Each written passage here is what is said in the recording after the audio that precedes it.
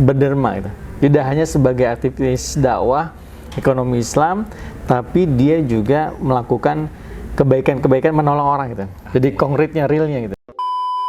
Orang yang berderma dan juga orang yang mengajak orang lain untuk berderma gitu. Nah, maka tadi memastikan kebutuhannya apa. Kalau memang dia kebutuhannya adalah kebutuhan yang primer, yang darurat, maka itu lebih pas untuk kita bantu.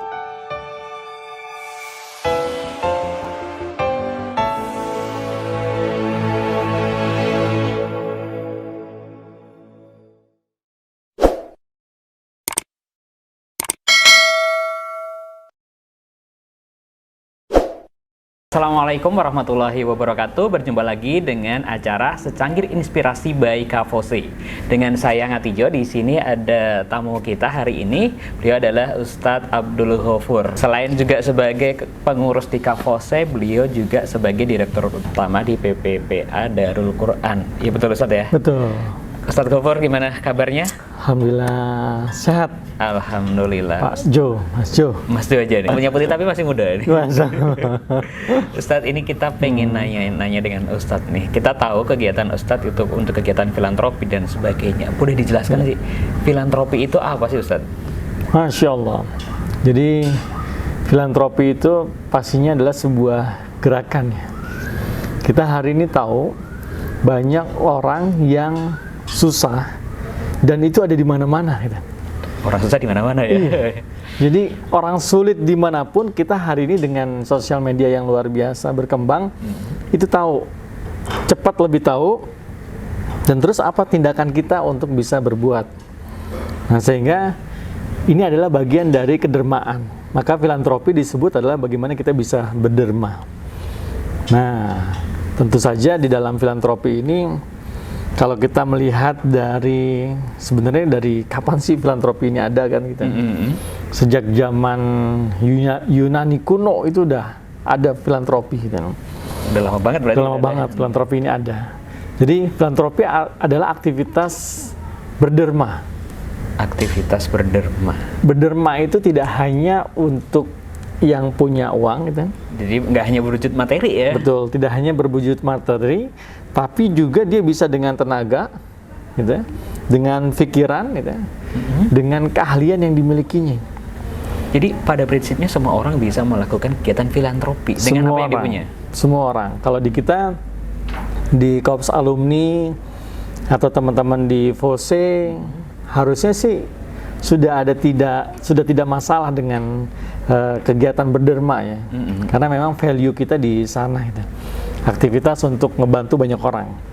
Apalagi dengan misi FOSE untuk bisa membumikan ekonomi Islam. Ini enak banget kalau punya value lebih, dia juga berderma gitu. Tidak hanya sebagai aktivis dakwah ekonomi Islam, tapi dia juga melakukan kebaikan-kebaikan, menolong orang gitu. Jadi konkretnya, realnya gitu. Real gitu. Real banget. Oke. Utamanya maksudnya ini motivasi buat kita semuanya. Kenapa sih kita harus melakukan derma atau melakukan kegiatan filantropi itu apa, Ustaz? Oke. Berderma itu mengubah dunia. Berderma itu mengubah dunia. Jadi bisa mengubah dunia.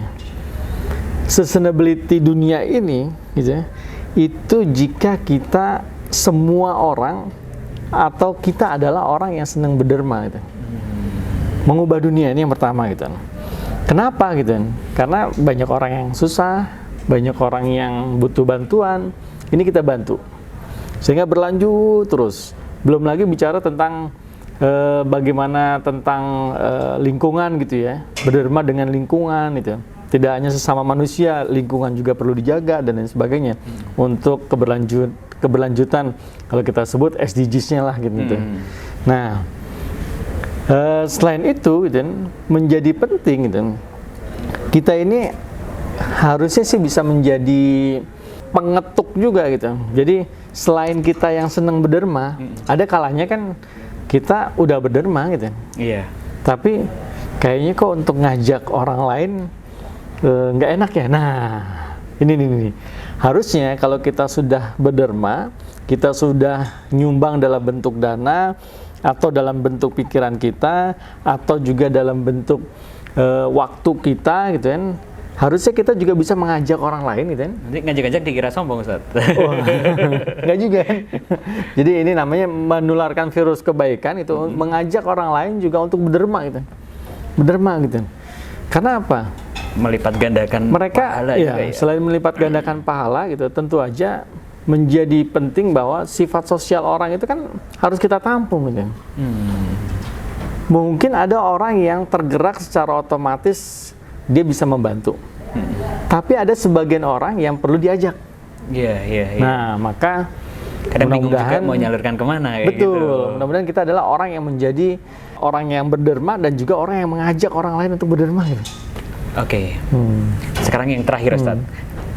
Ketika kita ingin berderma, yang utama, yang pertama, skala prioritasnya mana dulu nih, Ustaz? Oke, bicara tentang skala prioritas, maka dipastikan kalau bicara kemiskinan ini ada lingkaran kemiskinan gitu kan. Mulai dari dia pendidikan itu kan, nggak sekolah, terus karena nggak sekolah, jadi otomatis dia bisa dikatakan nantinya juga akan sulit bekerja. Produktivitas kerjanya itu rendah banget itu.